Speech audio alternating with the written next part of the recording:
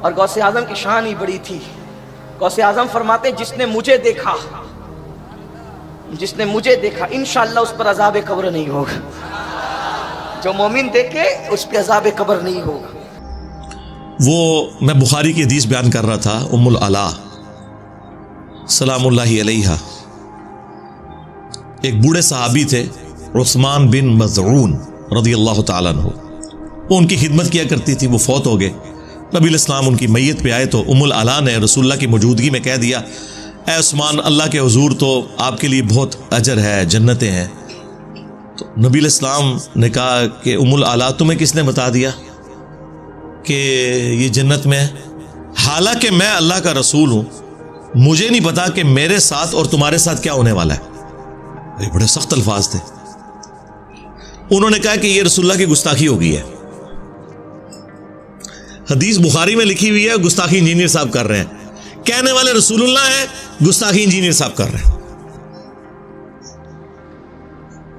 اور اس پہ میں نے جملہ بولا کہ اس سے بڑھ کر قرآن میں لکھا ہوا ہے سورۃ الاحقاف میں کہ اے نبی تم فرماؤ میں کوئی نیا رسول نہیں ہوں مجھے تو نہیں پتا کہ خود میرے ساتھ اور تمہارے ساتھ کیا معاملہ ہونے والا ہے. لیکن ساتھ میں نے یہ بھی بولا کہ حالانکہ ہمیں پتا ہے کہ وہ اللہ کے رسول ہے صلی اللہ علیہ وسلم قطعی جنتی ہیں لیکن یہ امت کی اصلاح کے لیے تھا. یہ جملے اس میں سے کٹے میں میں کہتا ہوں یہ جملے کاٹ کے بھی میرے پہ فتویٰ کیسے تھا. ڈسکس تو بخاری اور سورۃ الاحقاف ہونی چاہیے تھی. اللہ کو گستاخ ڈکلیئر کرتے رسول اللہ کو گستاخ ڈکلیئر کرتے اس کے بعد بخاری کو ڈکلیئر کرتے. میرا تو چوتھا نمبر آتا تھا. کیسے ظالم ہے یار. اور پتہ نہیں کہ اس طرح کے جملے بول کے کتنے عاشقان رسول کو یہ ورگلا رہے ہوتے ہیں کہ جاؤ جی انجینئر پہ چڑھ دوڑو جا کے اس بات کے اوپر کہ وہ قرآن بیان کر رہا ہے احادیث بیان کر رہا ہے. ام العلا کہتی ہیں اللہ کی قسم اس کے بعد میں نے کبھی کسی کے لیے نہیں کہا کہ یہ جنتی ہے. اتنا میں ڈر گئی. آپ مجھے بتائیں جو عبد القادر جیلانی کی طرف منسوب ہے وہ کہتے ہیں میں اپنے سارے مرید ہی جنت میں لے کے جاؤں گا. وہ تو شاہی کوئی نہیں. لے جاؤ بابے اپنے تو جو آپ نے بنائے میں نٹھو ادھروں. آپ کی وہ فیصلہ آباد کی لینگویج نٹھو. اور میرا جو یونیورسٹی کا ایک روم میٹ تھا نا تو وہ کمالیہ کا تھا تو مجھے کافی ساری وہ پنجابی نا فیصلہ آباد والی بھی اداں تے اداں ٹھیک ہے نٹھو تو یہ سارے ہم تو بولتے ہیں نسو ادھروں. یہ انہوں نے کہانیاں بنائی ہوئی ہیں. خیر وہ کچھ دنوں بعد ام العلا نے خواب دیکھا. اس میں انہوں نے حضرت عثمان بن مظعون کا ایک چشمہ دیکھا. پھر حضور کو آگے بتایا. آپ نے فرمایا یہ اس کا عمل ہے. یعنی وہ خواب میں غیبی خبر ملی اور اس خواب کی بھی تصدیق وقت کے پیغمبر نے کی اور پھر کنفرم ہو گیا کہ اللہ تعالیٰ نے انہیں جنت میں بھیجا. لیکن الحمدللہ اس پوری حدیث سے ایک عقیدہ کلیئر ہوا ہے. مجھے تو حیرانگی ہے کل کو آپ کے سامنے کوئی یہ آیت پڑھے جو قرآن میں کم از کم 3 دفعہ آئی ہے. سورۃ الانعام کے اندر, سورہ الزمر کے اندر, سورہ یونس کے اندر. قل انی اخاف ان عصیت ربی عذاب یوم عظیم. اے نبی تم فرماؤ کہ بالفرض, اب یہ ہم بریکٹ میں خود لگا رہے ہیں, اگر میں بھی اپنے رب کی نافرمانی کروں تو مجھے اس بات کا ڈر ہے کہ بڑے دن کا عذاب مجھے بھی آ پکڑے گا. یہ آیت میں پڑھوں تو کیا کوئی مسلمان مجھے یہ کہے گا کہ انجینئر صاحب کہتے ہیں کہ اللہ کے نبی کو قیامت میں نعوذ باللہ عذاب ہونے والا ہے؟ او بھئی یہ تو اللہ کہہ رہا ہے اور نبی سے کہلوا رہا ہے. اس لیے کہ تمہارا کوئی بابا یہ جرت نہ کرے کہ میں ادو تک جنت نہیں ورنا جو تو سارے مرید لے نہ جاواں. کتے نہ لے جاواں اوتے ہی جسے تو جانا ہے. جنت ہی جانا سوکھا نہیں ہے. بخاری مسلم دونوں میں حدیث ہے نبی علیہ السلام نے اپنے ایک ایک رشتہ دار کو مخاطب کیا. جب قرآن کی آیت نازل ہوئی نا کہ اپنے قریبی رشتہ داروں کو ڈر سنائے سورہ الشعراء کی, تو حضور نے کہا اے نبی کے چچا عباس میرے مال سے جو لینا ہے لے لے, اگر اللہ نے تجھے پکڑ لیا میں اللہ کے حضور تجھے چھڑوا نہیں سکوں گا. اچھا عباس تو اس وقت مسلمان نہیں ہوئے تھے, یہاں تو پھر بھی کوئی گنجائش نکلتی ہے. پھر حضور نے اپنی پھوپھی کو مخاطب کیا جو مسلمان ہو چکی تھی, سیدہ صفیہ سلام اللہ علیہ. اے نبی کی پھوپھی صفیہ میرے مال سے جو لینا ہے لے لے, اگر اللہ کے حضور پکڑی گئی تو میں تیرے کچھ کام نہیں آؤں گا. اور سب سے بڑھ کر جنتی عورتوں کی سردار جو بخاری مسلم میں ہے, سیدہ فاطمہ سلام اللہ علیہ, اے نبی کی بیٹی فاطمہ, میرے مال سے جو لینا ہے لے لے, اگر اللہ کے حضور پکڑی گئی تو میں تیرے کچھ کام نہیں آؤں گا. مجھے بتائے ان آیات اور ان احادیث کے ہوتے ہوئے باپ بیٹے شے کوئی نہیں. اندازہ کریں. لہذا انہوں نے آپ کے ساتھ بالکل ٹھیک کیا ہے کہ قرآن حدیث ڈائریکٹ نہیں پڑھنا, گمراہ ہو جاؤ گے.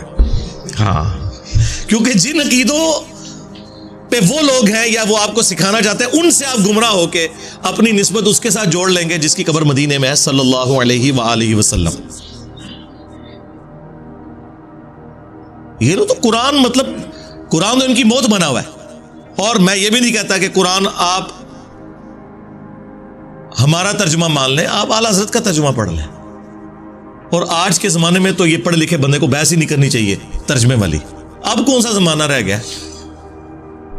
آج تک کسی انگلش کے پروفیسر کو لڑتے ہوئے سنا ہے کہ ایک جملے کا ترجمہ کوئی اور کر رہا ہو, دوسرا کوئی اور, یا CNN کے اوپر یا BBC پہ ایک پٹی نیچے چلے اور آدھا پاکستان اس کا ترجمہ کچھ اور کر رہا ہے خبر کا, اور آدھا اور کر رہا ہے؟ قرآن کے ساتھ یہ ظلم کیوں ہے؟ اس لیے کہ قرآن کا ترجمہ بھی ایک ہے, مولوی بڑھیا ہوا ہے وچ, وہ ماننا نہیں چاہتا ایاک نعبد و ایاک نستعین کو. اس لیے وہ اس میں آپ کو کہے گا نہیں نہیں یہ نہیں ہوتا تو وہ نہیں ہوتا تو وہ نہیں ہوتا تو یہ ہوتا ہے. میں نے اکثر یہ آپ کو کہا ہے کہ قرآن میں ایک آیت ایسی ہے کہ اگر وہ آیت آپ کسی چوک میں کھڑے ہو کر بلند آواز سے پڑھیں تو شہادت یقینی ہے. یہ جو لوگ کہتے ہیں نا غلامی رسول میں موت بھی قبول ہے, حرمت رسول پہ جان بھی قربان ہے, تو اگر کوئی واقعی قربان کروانا چاہتا ہے تو قرآن کی یہ آیت اور ترجمہ اعلیٰ حضرت کا پڑھ لے. میں یہ نہیں کہتا کہ میں جو ترجمہ کر رہا ہوں وہ پڑھے, اعلیٰ حضرت کا ترجمہ پڑھے. سورۃ الاعراف آیت نمبر 188, قل لا املک لنفسی نفعا ولا ضرا, اے نبی تم فرماؤ میں تو اپنی جان کے حق میں بھی کسی نفع اور نقصان کا مالک نہیں ہوں, الا ما شاء اللہ, ہاں مگر جو اللہ میرے لیے چاہے. اس میں بعض اوقات نا یہ گھس جاتے ہیں کہ جو اللہ چاہے, یعنی جتنا اللہ نے مجھے اختیار دیا ہوا ہے, نعوذ باللہ, یہ اس طرح بھی چال پڑتے ہیں. قرآن تو یہ کہنا نہیں چاہتا, کیونکہ اگلے الفاظ اسی آیت کے اس کی حفاظت کر رہے ہیں. وَلَوْ كُنْتُ أَعْلَمُ الْغَيْبِ, اگر میں خود سے غیب جان لیتا ہوتا, لَاسْتَكْثَرْتُ مِنَ الْخَيْرِ, تو میں خیر کثیر جمع کر لیتا. وَمَا مَسَّنِيَ السُّوءُ, اور مجھے کبھی بھی کوئی برائی نہ پہنچتی, کوئی تکلیف نہ آتی. کیونکہ اگر پہلے ہی پتہ چل جائے کہ یہاں پہ تکلیف آنی ہے تو آپ بچ سکتے ہیں. اگر کسی شخص کو یہ پتہ چل جائے کہ تم یہ روڈ کراس کرو گے تو ٹریلے کے نیچے آ جاؤ گے اتنے بجے اگر کراس کرو گے, اور مستقبل کی CCTV کیمرے کی ویڈیو آپ کو پہلے دکھا دی جائے, تو آپ نے پوری زندگی نہیں وہ روڈ کراس کرنی. یہی ہے نا.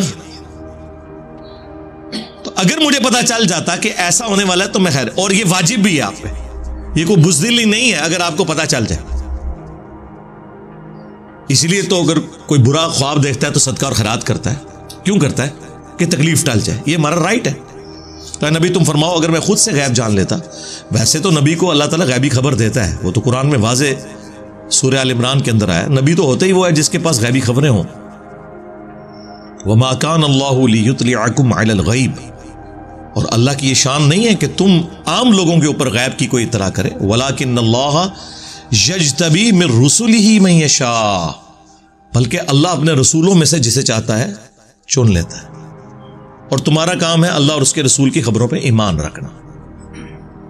غیب کی اطلاع پیغمبروں کے پاس آتی ہے وحی کے ذریعے.